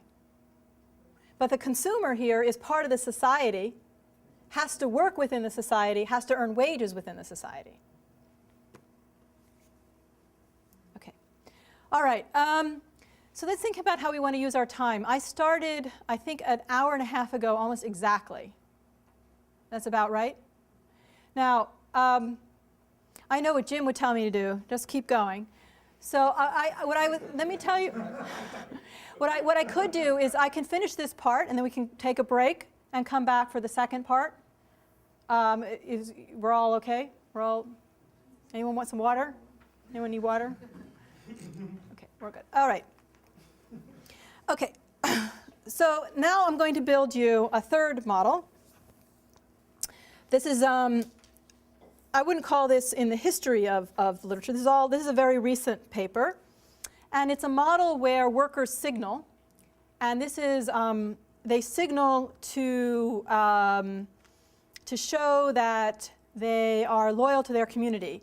And they signal by not getting an education. Okay? So this is a model, they're trying to build a model of this acting white phenomenon. Okay. So we all know what signaling games are about. People choose an action to signal some underlying desirable attribute. Here, people signal their sociability by not achieving in school. So here's how the model goes. We've got three sets of agents. Individuals, firms, and now we have a peer group. Okay, so we've got another actor here. Individuals have two hidden characteristics. There's a social type that's either low or high, and there's an economic type, phi. Okay. The distribution of the characteristics are known, so there's some probability, that people are high, and the economic types have a cumulative density function. Okay, fine. So that's known. However, this type here is private information. So individuals have a type T, which consists of their sociability type and their economic type, and it's private information, like in all signaling models. Individuals are endowed with a unit of time, and they decide how much education to obtain, S. The cost of education depends on the economic type. So your cost of education depends on how much S you get and your type. And all of these are the typical assumptions you make, that it's cheaper to get the education if you have a higher economic type. Okay? Right, standard stuff. Okay, more standard stuff.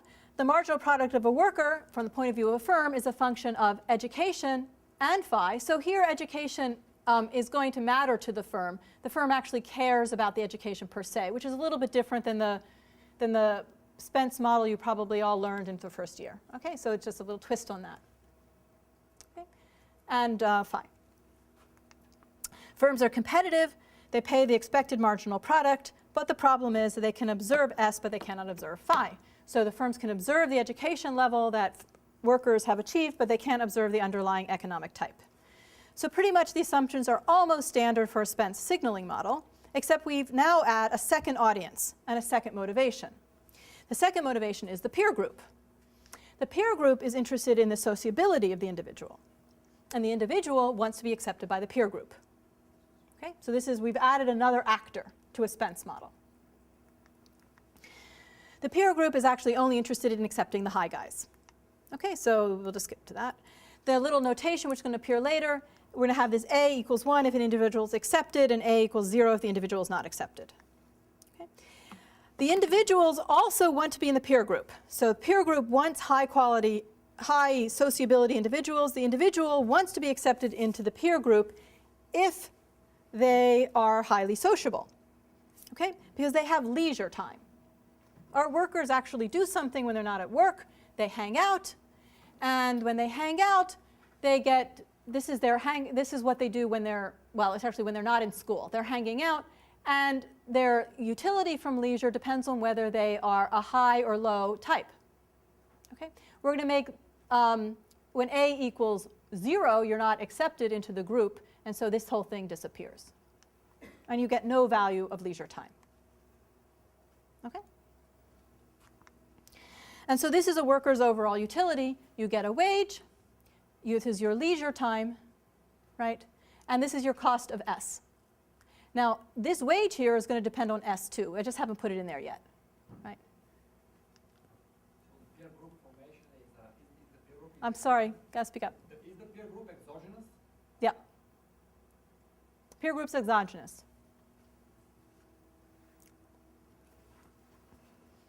Okay, everybody okay? Okay, so the peer group wants high sociability types. High sociability types want to be accepted by the peer group because they get higher utility from leisure time. Timeline. Let me put the timeline up. I'll find my timeline.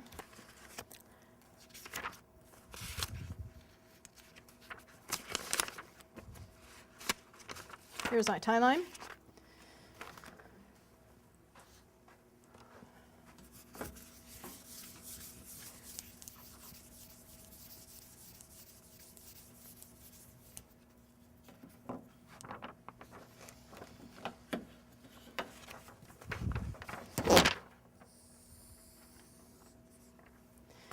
Okay, so what happens first?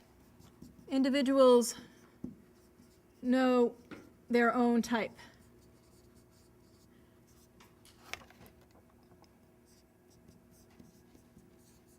So first thing, the individuals know their own type. Individuals choose a level of education. Firms make wage offers.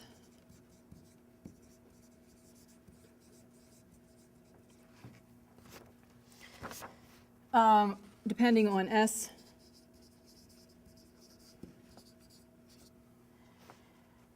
Peer group. What does a peer group do? The peer group accepts or rejects the worker depending on S as well.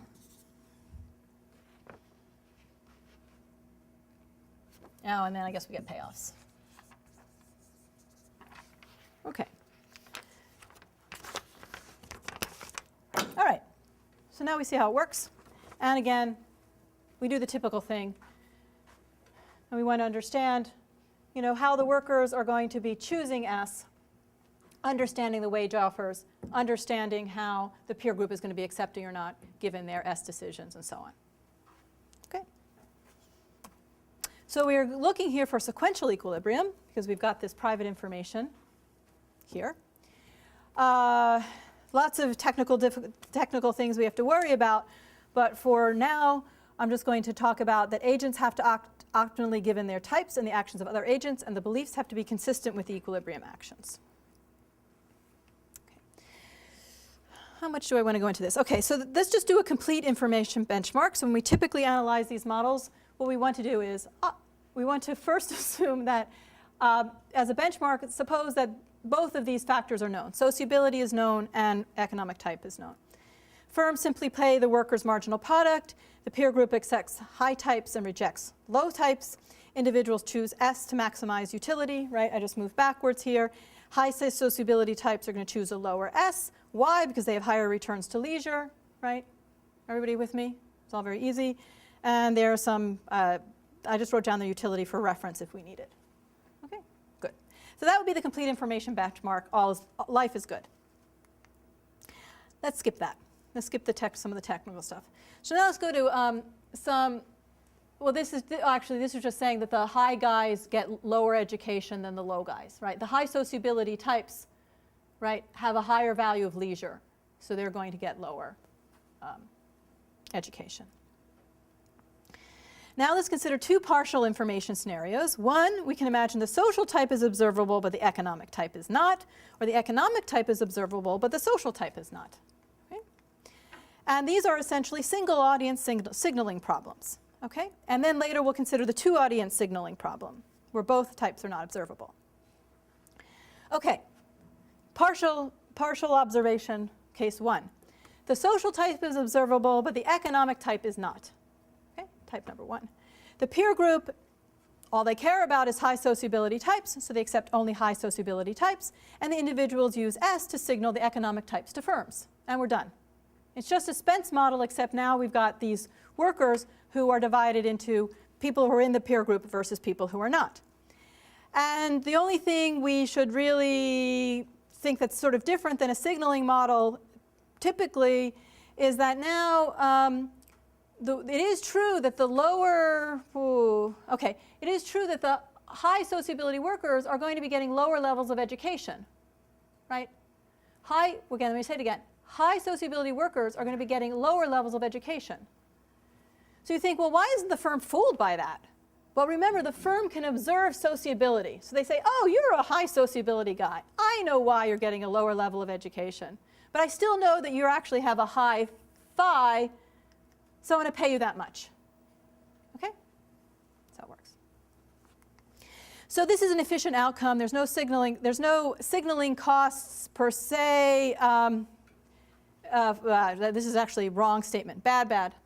It's cut. Yeah. Okay, this is wrong. There are signaling costs, but signaling costs only coming from one audience. Okay. Now let's do the other case. The economic type is observable, but the social type is not. The firms are now paying according to S and W. Okay? So the firms can actually observe, right? They actually can observe phi, so they just pay them. And we're going to get a separating equilibrium where the low sociability guys say, well, forget the peer group, who cares? I'm just going to get the optimal S, right, and not worry about being accepted. And the high sociability guys, well, they actually like being the peer group, so they're going to adopt a higher level of S, right? And they get accepted. Simple. Okay? So you have this bifurcation of these on S. And the peer group, of course, rejects the people that are taking the low level of education, and they're accepting the people that undertake the high level of education, and everything works. And we have no signaling costs on the other side, only on one side. Good. All right. Now, let's have both economic types and social types not being observable. So obviously, this is the key case. Firms are going to pay according to S and the inferred phi that they're getting from S. The peer groups are also accepting or rejecting according to the sociability type, which they can only infer from S. And they're going to reject if S is greater than some threshold. Okay? So in all equilibria, worker strategies have the following form. The way the equilibria is going to work is that low sociability individuals are going to separate by phi. Okay? So they're going to adopt a level of education. The lowest economic type adopts the optimal level of education given that they're not going to be accepted. And then they separate up from that. So then up from that, you have the higher types have to do even higher in order so the low guys don't mimic them. So the low sociability types act as if they're in a Spence model. They don't care about this peer group. They just forget about it. The high sociability types, however, they have to distinguish themselves from the low from the low sociability types, and they do that by under investing in education. Okay? Because remember, now the firm can't tell who's who, so they can't use that information. And the only thing anybody has to go on is S. So the workers, actually, now I'm going to draw a picture. I think the way I can show you this best is with a picture. I'm going to show you the picture I have for this. This is the way that an equilibrium would look.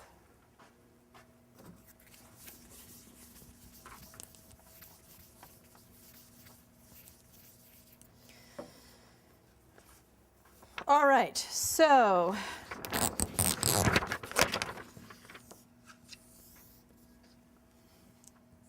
we've got S on this axis here and phi on this axis here. Here's a benchmark. So this is S star for the low productivity guy. Sorry, this is the low sociability guy. This is the low sociability guy who's got the lowest economic cost, and he doesn't care about being accepted by the peer group. Okay, this is what he gets. And then we have some schedule that goes up like that. These is all for the low sociability types. Okay, so that's what they do. Then the high guys, the high sociability types, what they end up doing is getting this low level of education up until this value here. Let's call this, these are the theta L's and the theta H's that are up there on the slide. And then these guys jump up and then follow here. So here we've got the high sociability, high phi guys, they're up here. And these are the high sociability, low phi guys.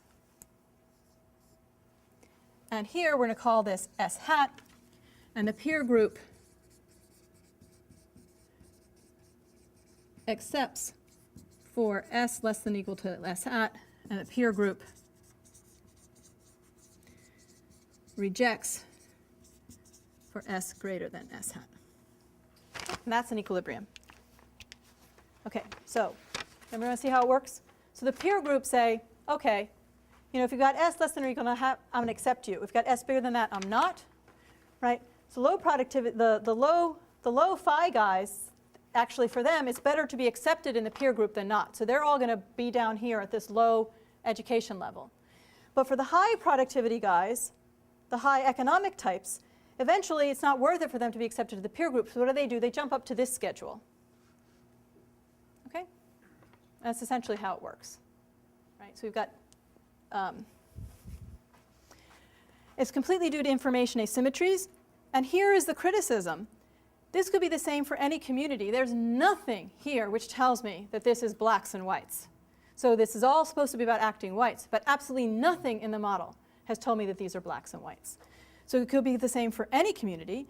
You should predict the same phenomenon for any ethnic or any racial group or any group of workers, right?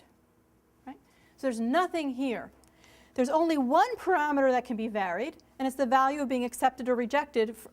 It's the value that a peer group has for accepting or rejecting an individual. That's it. It's the only variable that can be varied. So for example, if we wanted to compare a white community and a black community, that's the only thing we have. And it doesn't match, it doesn't map into any other criterion, any other measure we may have about these different communities.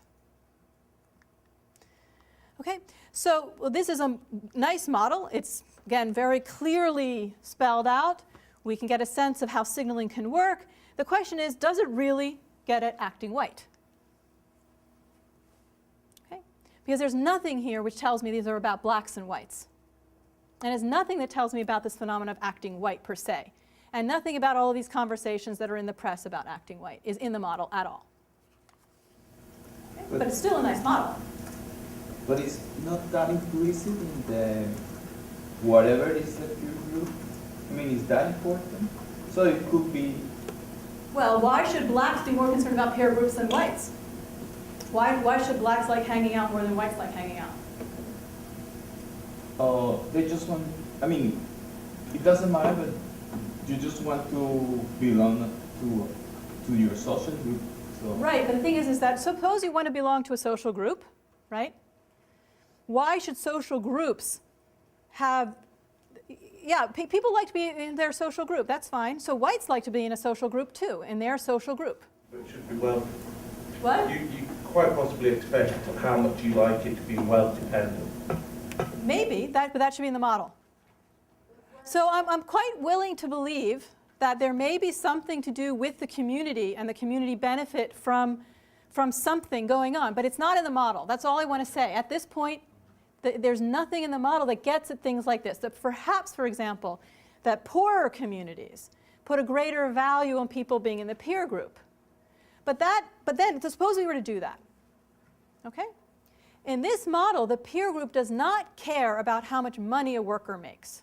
They don't care about that. All that they care about is the hanging out value. So if we want to introduce wealth, so the poorer people, want people to be in their peer group and it's more valuable to them, well, maybe they should also care about the members of their peer group being employed. But that is explicitly ruled out here. Yeah? Well, from what you're saying, and then we see the assumption that the sizes of the groups are even. Nope. But No, in fact, there's no group size in here. There's no two different no, groups. but not here. But in the reality, there is. Yeah. Yeah. So, for instance, in terms of in a community of immigrants, I mean, added to the value of hanging out is also the, let's say, like the fact of not the disappearance of the culture of the group is at question also. So there could be this value of accepting or rejecting an individual from the peer group, right? So that's a possibility. But what I want then, if that's the case, is that we want to build that into the model that there's something about, this is a hanging out model. It's not about the preservation of the culture, okay? So what we want to do is build into the model the value of the peer group, the value of the community per se. And here it's not sufficiently rich to get at that. And I would say I would want to build that into these models, into a model like this. So one can interpret it, what you're saying is that a pure social interaction model is not enough to qualify as an integrity model. As a what? As an integrity, identity model. No, well, first of all, an identity model is, I'm going to now add the identity. None of these models have been, quote unquote, an identity model yet. No, so I don't want to be too critical. All of these models highlight some features of this, what we call racial inequality or discrimination and so on. Do I think statistical discrimination is out there? Yes, right? I do think that's out there. Do I think that this repeated game stuff going on, that I talked about with Akerlof is out there? Yeah, it's out there, right? Do I think signaling is going on? Yeah, I think signaling is going on too. I think that, but to get deeper, right, into what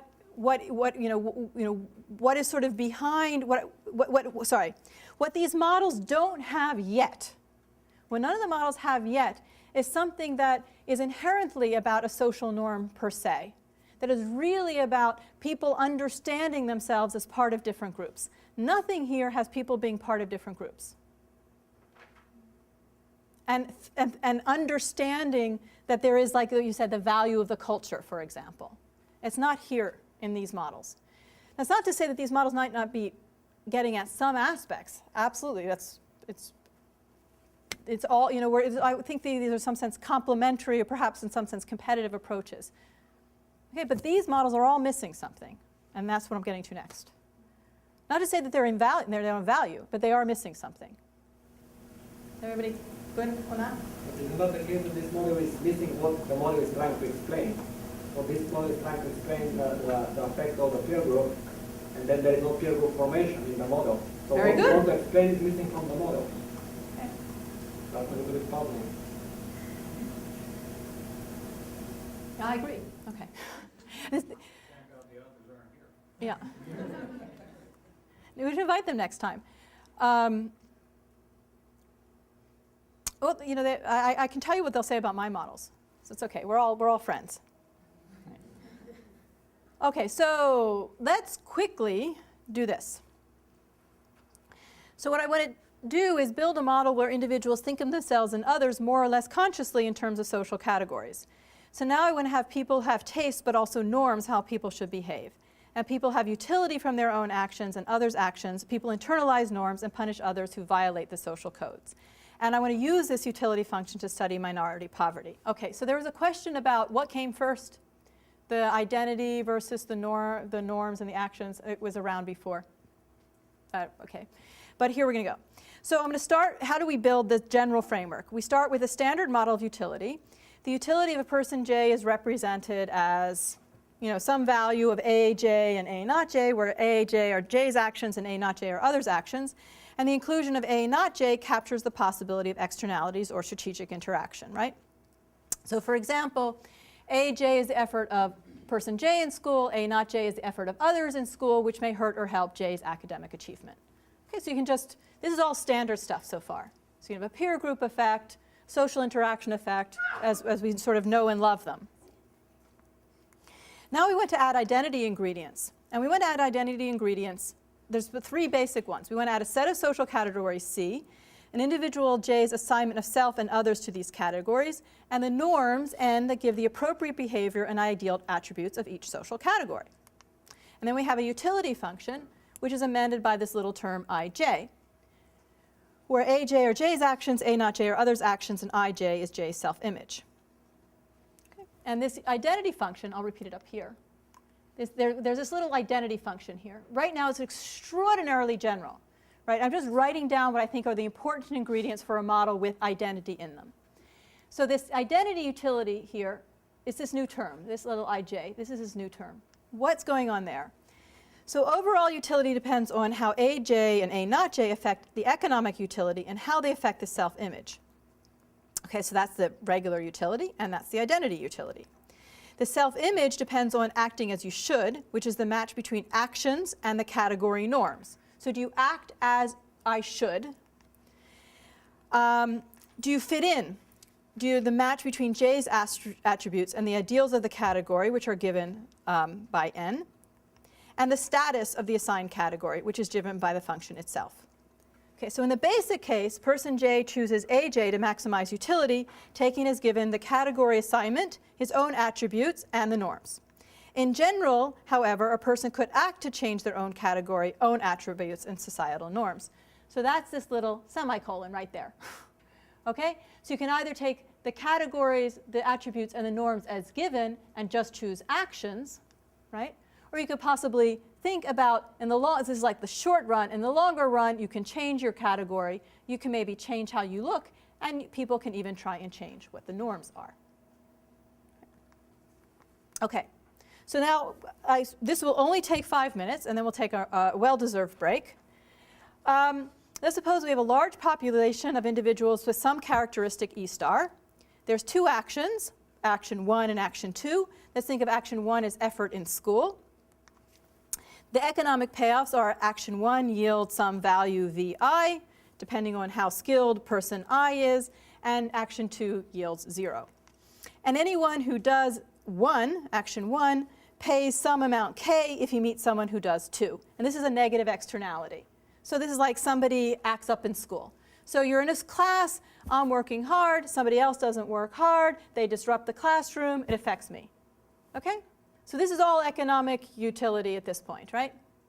Standard kind of peer effect model. Here's the guy who doesn't act well in school affects me. It's a negative externality. Okay, good. Now let's add the identity ingredients. We have two categories, green and red. The norms are that greens should take action 1 and red should take action 2. The green ideal is some EG. This is how, you want to think about this, how somebody looks. So the green ideal here is not equal to the characteristic that this particular group has.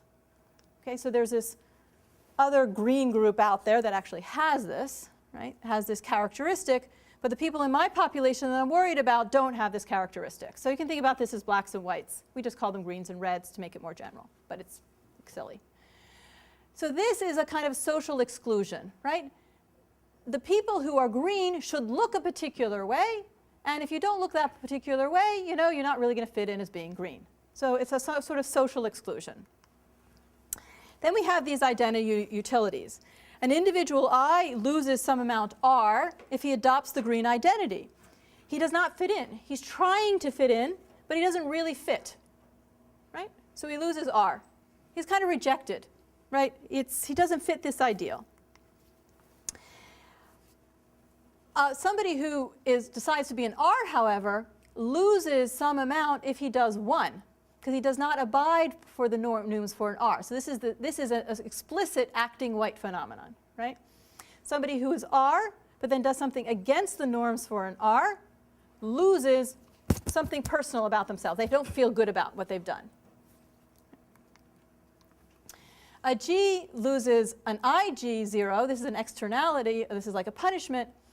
Because R does not accept G's choice, right? So we've got a little bit of a conflict within this community here, our large population of individuals. The G's don't like what the R's are doing, the R's don't like what the G's are doing, right? This is all these conversations you see in the press about people being Uncle Toms and so on and so forth. So if you're people in this population, some decide to be green and some decide to be red. The greens don't like what the red's choice and the reds don't like the greens' choice. Okay, and so there's this loss here if they interact with one another. Okay? And so that's the opposite, right? The greens don't like the reds don't like the greens. Okay? So again, what you want to think about is you have some dominant group out there which is not modeled, but they influence what's going on here because to be green, you have to have this EG, right? But people in this group don't. Okay, is everybody clear? So now the question is, what's going to happen? So imagine there's some random matching. So individuals earn payoffs given their own identity and action and those of who they meet. And in the equilibrium, each individual is maximizing their payoffs given the choices of others in the population. So there's 4 options. A person could be a G1, right? Be green and do 1, be green and do 2, be R and do 1, be R and do 2. Got it? 4 different possibilities. And to make our lives easier, we're going to get rid of G1, G2 ever being valuable. Okay, so we just add some notation. G is the proportion of the population that adopts G1. P is the proportion of R's that adopt 1. So 1 minus G times P is the proportion of the population that does R1. 1 minus G, 1 minus P is the proportion of the population that adopts R2. Okay. So now what I want to look at is an equilibrium where people in this population are choosing their identity and choosing their action. But given the social interactions within this group, and the social interactions are determined by this disagreement, right? A G doesn't like a red's choice, a red doesn't like a G's choice, and then there's a social exclusion that's going on as well, right? Somebody chooses to be a green, they don't really fit in. So you just look at the payoffs for each option. So this is what a G1 earns. He earns VI. He doesn't feel good about it, right? He suffers when he meets the non-green people, and he suffers from the people who are not green and who disrupt class on top of it all. Right? Everybody okay? The R1, he works, but oh boy, he's suffering because he's doing something which is really against the red norms. He's suffering too because the green people say you've made the wrong choice, and then he has to deal with the people who are disrupting class. And the R2, right, they don't work, right, but they have to deal with the greens. Okay. And so what you want to do is we're looking for equilibrium G's and equilibrium P's. So G's, where's the P? And the P's. We're looking for equilibrium G's and P's. So there's many possible equilibria, as you can imagine here, and they're going to depend on the values of these parameters, of these identity parameters. For example, there could be an equilibrium where all greens are, everyone's green. There could be some red, some green, and various values of P. And what we want to look for is conditions under which these different equilibria emerge. So for example, all green is an equilibrium if and only if R is sufficiently small. Right? That's the only way you're going to get all of these people in this population becoming all green. You have to make R small. Right? So social exclusion is less than the punishment for adopting a red identity. And you can get a split where you have the population being green and 1 and R and 2, if and only if R is in the intermediate range. So this is, I think, the equilibrium we're kind of in now, right? We have some, say, in the black population that's adopting this green identity and working, and we have the red population, right, which is adopting 2. And if social exclusion is sufficiently high, then you only have a red equilibrium. So, in the interest of time, I won't draw the picture. Does everyone get how this works? Okay. So I'll finish up. Oh, that was it. There was a question, I think. No? Yeah. The question was maybe goes to the next section, which is I was thinking about kind of the relationship between identity and, say, social capital, and whether or not in this sort of situation would social capital just enter in as another part of a payoff? Or is that something distinct? Is it distinct from identity, or is it a component? Because when I read the Nobu-Kirill article, it seemed like social capital was part of their identity definition, but boy, you know, social capital is one of these words that I don't quite know what to do with. Which Benabou and Tirole article were you referring to? the one that The one on taboos? yeah. Yeah, so let me give you a basic rundown about the difference between the Benabou and Tirole approach to identity and what George and I are doing.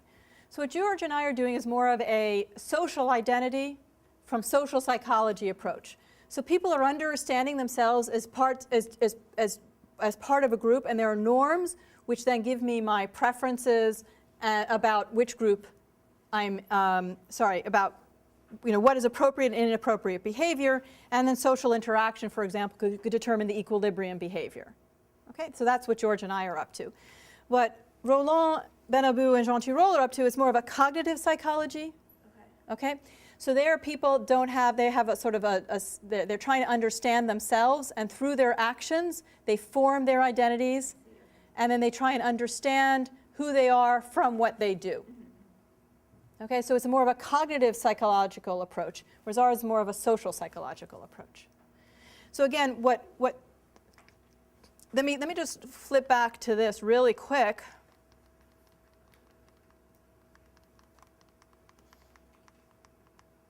Okay, this is the basic point. This model up here. Sometimes I hesitate to call it a model. What I think I'd rather call it is a new conception of motivation. This is what's important about the identity approach, is that when you look at an economic environment, when you look at an economic situation, you have to do all of the economics you normally do. You should absolutely do all the economics you normally do, but then you also have to think, who are these people? What group do they belong to? What are the norms that govern their behavior? How do they think about what they do? Is it appropriate or inappropriate for them to act in certain ways? And those are the identity ingredients. And when you put the identity ingredients together with the economic ingredients, you may get these trade-offs, and then through the interaction, you can get equilibrium patterns. Okay. So why don't we take a break, and we'll resume at 4. That good? Okay, thanks very much for your attention.